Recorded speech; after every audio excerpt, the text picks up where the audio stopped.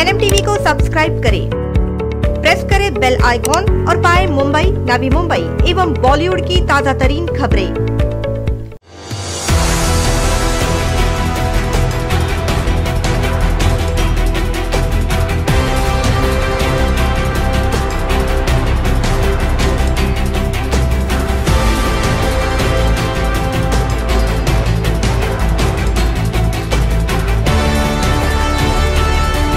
क्या है ये एसटीपी प्लांट एक तरीके से देखा जाए तो हमारे शहर की गंदी बात बन गया है। कोई इसके बारे में बात नहीं करना चाहता।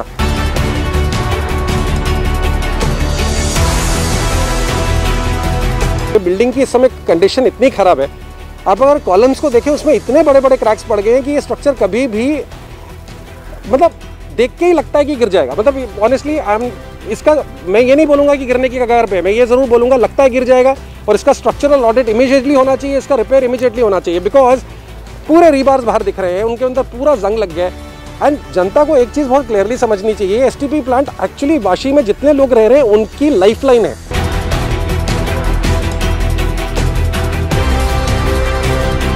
रियलिटी इज़ कि बहुत दूर नहीं यहाँ से एक दीवार बनाई गई है जिसमें आई लव नवी मुंबई लिखा गया है, एक दीवार बनाई है जिसमें बहुत सुंदर पेंट किया गया है, लेकिन उस दीवार के पीछे जो शहर की सच्चाई है उसको आपने इग्नोर कर दिया है। ये तो लोग भी देख रहे हैं ना, क्योंकि लोगों को भी आना चाहिए। अगर आपको शहर से इतना प्यार है तो लोगों को ये पोर्शन क्यों छुपाना? Because at the end of the day मलमूत्र तो सबकी रियलिटी है ना। कौन इंसान है जिनकी रियलिटी नहीं है?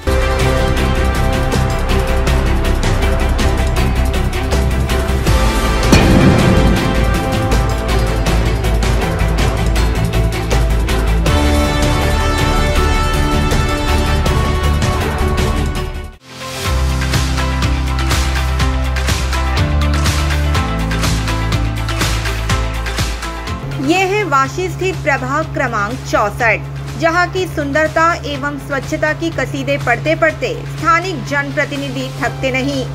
यह है इस प्रभाग की ड्रीम वॉल, जो स्थानिक नगर सेविका के लिए एक महत्वपूर्ण प्रकल्प है, जो उन्होंने अपने नगर सेवक कार्यकाल में पूरा किया।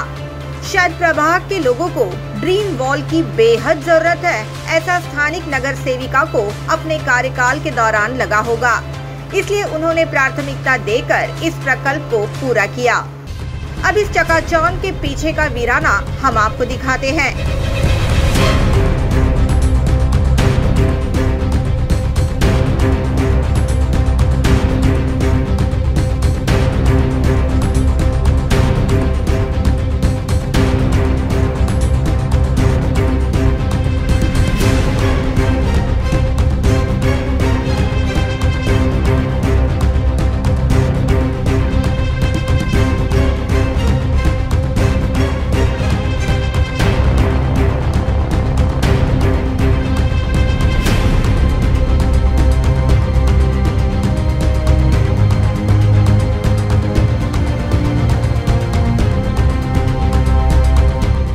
जी हाँ, ये वाशी का ही क्षेत्र है जो बिल्कुल ड्रीम वॉल के पीछे है।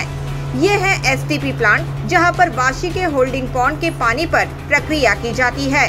मगर आज इस स्ट्रक्चर की हालत हम देखें तो यहाँ जगह जगह दरारें पड़ी नजर आती है, जो किसी भी समय गिरने का खतरा मंडरा रहा है। इस स्ट्रक्चर का स्ट्रक्चरल ऑडिट होना एवं उसकी दुरुस्ती होना बेहद जरूरी है, ऐसी भावना सामाजिक कार्यकर्ता रोहित मल्होत्रा ने व्यक्त की।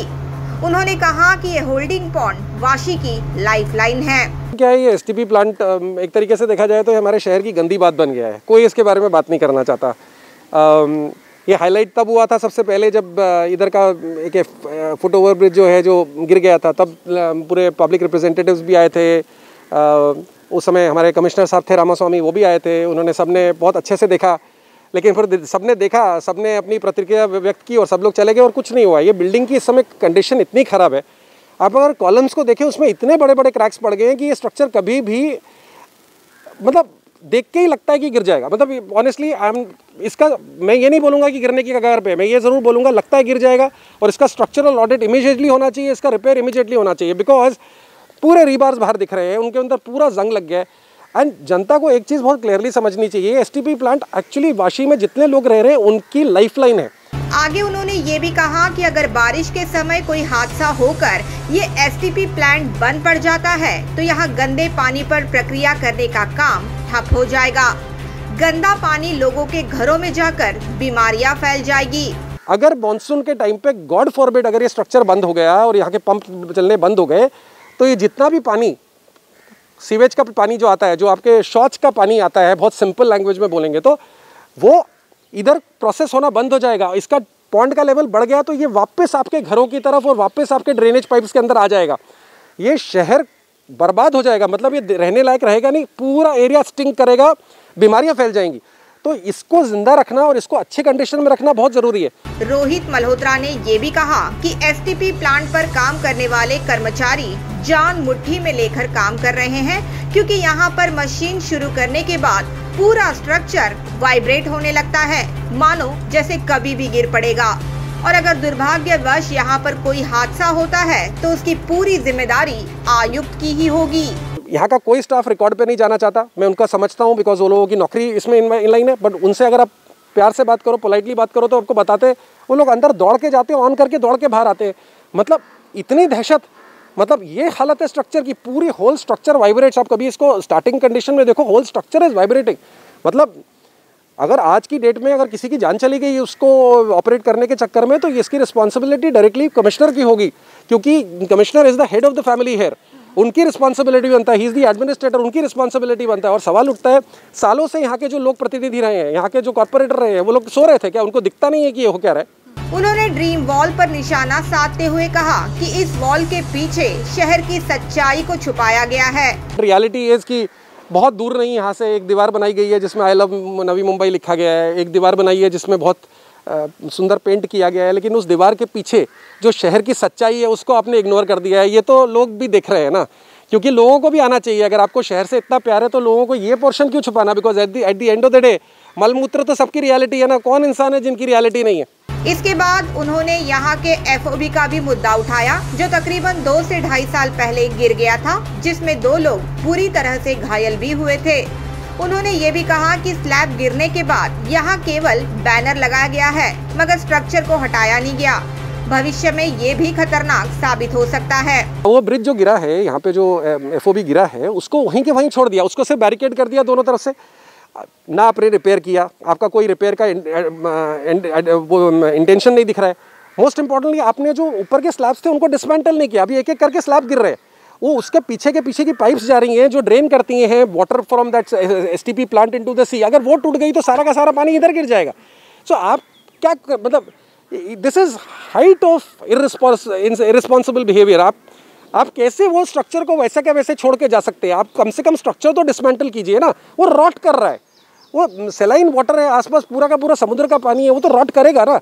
तो आपको पता होना चाहिए था कि अगर स्ट्रक्चर जर्जर की हालत में है तो उसी समय उसको गिरा तो देते। उन्होंने कहा कि इस क्षेत्र के अंदर आने के बाद पूरी दुनिया ही बदल जाती है। ऑफ द रोड आते हैं, मेन रोड अंदर आने के बाद ये दुनिया ही बदल जाती है। पूरा डेब्री पड़ा हुआ है, अंदर वो बिल्डिंग गिरने को है, पीछे वो स्ट्रक्चर गिरने को है। यहाँ पे कोई भी हादसा कभी भी हो सकता है। यहाँ पे तो मैंने यहाँ भी सुना है, स्टाफ से बात करो तो बताते हैं कि यहाँ पे अक्सर सांप निकलते हैं। मतलब how can you, these are human beings. ये हमारे लिए बहुत इंपॉर्टेंट काम कर रहे हैं। ये उतना ही इंपॉर्टेंट काम कर रहे हैं जो डॉक्टर कर रहे हैं, उतना ही इंपॉर्टेंट काम कर रहे हैं जो नर्स कर रही है, इतना इंपॉर्टेंट काम कर रहे हैं जो पुलिस वाला कर रहा है। लेकिन आप वहाँ पे दिखाते हो कि आपको उनकी बहुत चिंता है, तो इनकी चिंता क्यों नहीं है? इंसान नहीं है क्या? इसी जगह पर कबाड़ एवं भंगार भी लाकर रखा गया है, जिसे देखकर मानो ऐसा प्रतीत हो रहा है कि ये जगह किसी ठेकेदार को दी गई है। यहाँ पर पड़ा कबाड़ बारिश के मौसम में डेंगू एवं मलेरिया जैसे बीमारी का केंद्र बिंदु बन सकता है।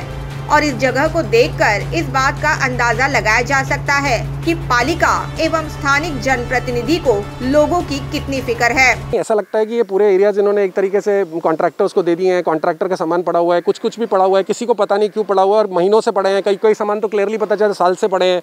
जो टूट जाता है वो आके इधर डंप कर देते हैं। So these in monsoons will become a bed for various kinds of disease. मतलब यहाँ पे डेंगू का खतरा बन जाएगा, मलेरिया का खतरा बन जाएगा। वैसे ही बगल में एसटीपी है, वैसे ही होल्डिंग पॉन्ड है।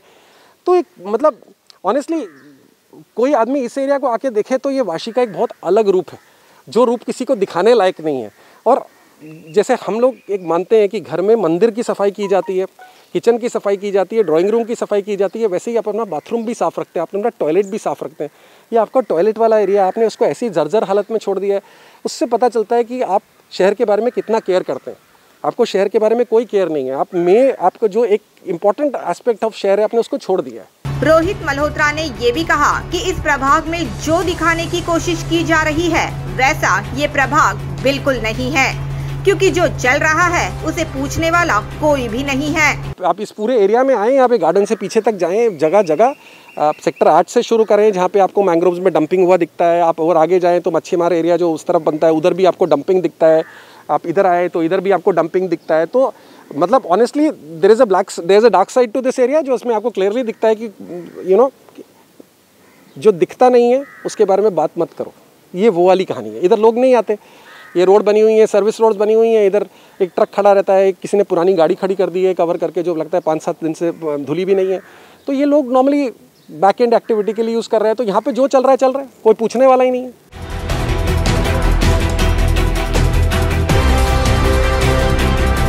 Bureau report, NMTV news.